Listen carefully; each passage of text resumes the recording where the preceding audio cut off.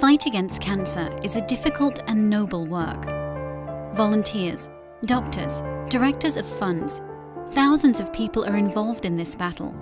We are all different, but we all want the same thing, a complete victory. But where are we looking for this victory? In spirit or in flesh? Do we remember that medications can be not only immaterial? Are we fully armed against such a terrible and insidious enemy?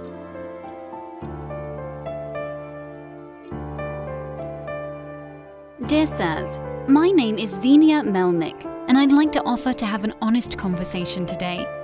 It may seem odd and even strange to some, but I know this conversation must take place. This conversation can give us the strength that we have so far voluntarily refused. We need this conversation. All of us do. We have many victories under our belt, but we have enough defeats too. Do you know why this is happening? Challenge 1. Understanding the human essence is limited to the pure physiology. Internal organs, ligaments, arteries, blood composition, DNA, etc. Sounds familiar? We're struggling with the disease of the flesh. We capture the whole human with his or her huge spiritual world into the regular medical reference books. There is a health problem. We're looking for it in a specific reference book, only in the reference book. Challenge 2. We believe in the power of money, medications, and quality care too much. We often think that if we raise 10 or 100,000 more, we're sure to overcome the disease. We are accustomed to think so because we have always done this. We want to overcome the disease, which is often based on spiritual problems with material resources. This is why we lose.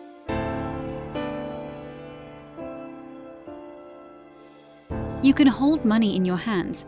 You can do the same with medications. But how can you hold a person's inner world in your hands? Can you identify with the most modern device how much negativity and ignorance lives in a sick person? Do you have enough medical knowledge to determine why this terrible disease attacks a person? You know the answer yourself. This is why we simply do not take this into account.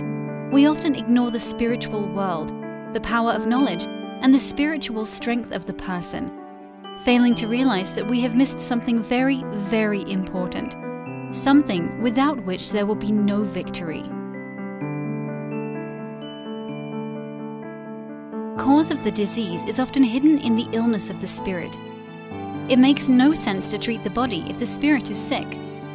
We collect a lot of money and cure a person. It would seem a victory, right? But then he or she returns home and plunges into the old, cluttered, unmodified inner world, where everything took the start. The person is again surrounded with chaos, old beliefs and rejection, dogmas and negativity, disappointed expectations, self-pity. List of spiritual illnesses is huge.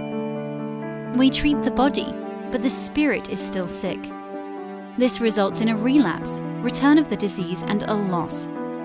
We have not won anything because we did not overcome the most important.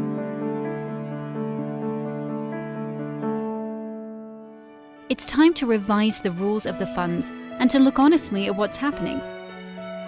We can continue to ignore the spirituality and treat only flesh, and then we will continue to lose where we could have won. Modern funds have to radically reconsider the approach to work. Take the spirituality on board, make it an ally to not just win, but also to prevent. A spiritual rebirth must start from the top, from the directors of the funds. When the fund is led by a person who understands how great the spirit is, and how a person is more than just a batch of organs, it changes everything.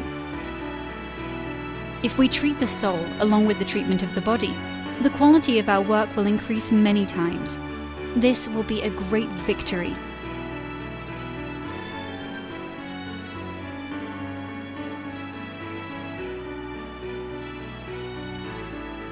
Do you also know hundreds of examples where people defeated the disease only through the fortitude and faith? There are plenty of such examples. Alas, not everyone has this inner strength, knowledge and understanding of the importance of treatment of not just the body. What if a person gets help and this knowledge? What if this desire is strengthened with the healthcare? What if a person is not left alone after recovery and the work with him or her continues?